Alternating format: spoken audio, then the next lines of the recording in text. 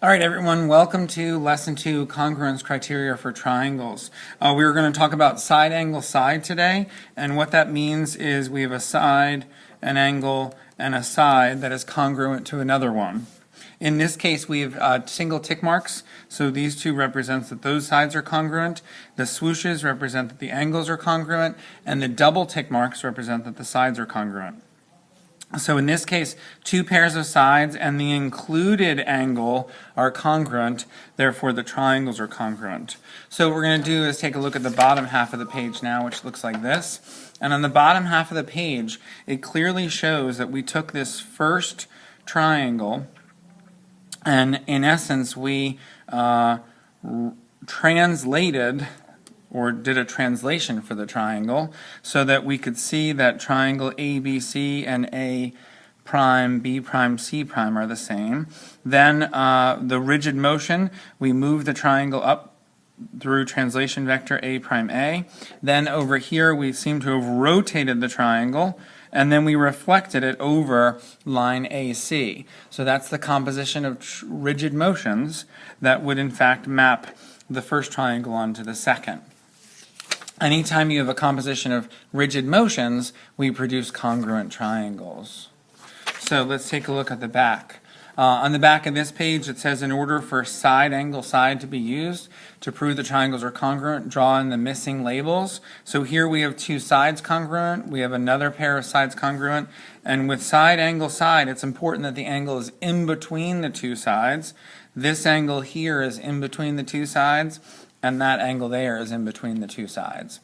On the next example, here's a side, here's an angle, and again for side angle side, we want the following side in this case. Side angle, it would be this side being congruent to that side. So super important that we are going in the right order. Side angle side, side angle side, oh down here, side angle side, side angle side. So the first way to prove triangles congruent is definitely through side angle side. Let's take a look at the bottom. It also talks about two properties to look for when doing triangle proofs. The first one is vertical angles. Remember, vertical angles are two angles that are across from each other that are congruent in measure. So right here, I'm going to say that those two angles are congruent. I could technically say that triangle KLJ is congruent, I'm sorry, not triangle, angle KLJ is congruent to angle MLN. So I could say that those two triangles are congruent, or those two angles are congruent.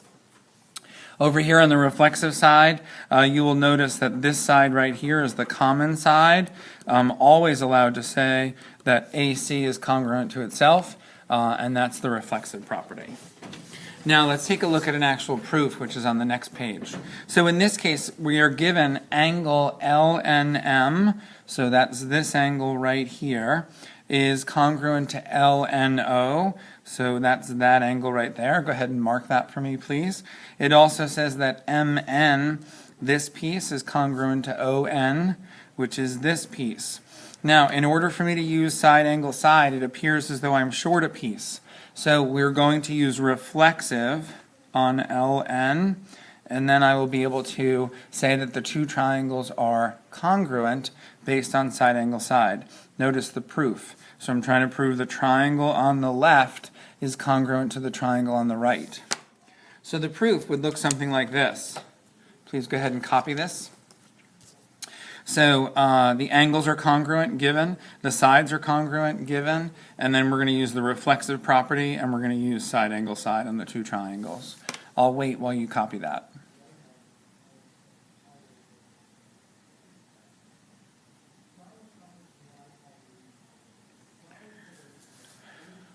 If you need to, go ahead and pause it, but make sure that's copied. So the next thing, it says describe the rigid motions that would map the first triangle onto the second. And most of you can see that if we reflected this triangle over from one to the other, and I did a reflection over line LN or segment LN, that would be the correct answer. So if I did a reflection over LN, then that would produce the congruent triangles, and that would be my rigid motion. Go ahead and copy that, please. Then we're going to look at the next one.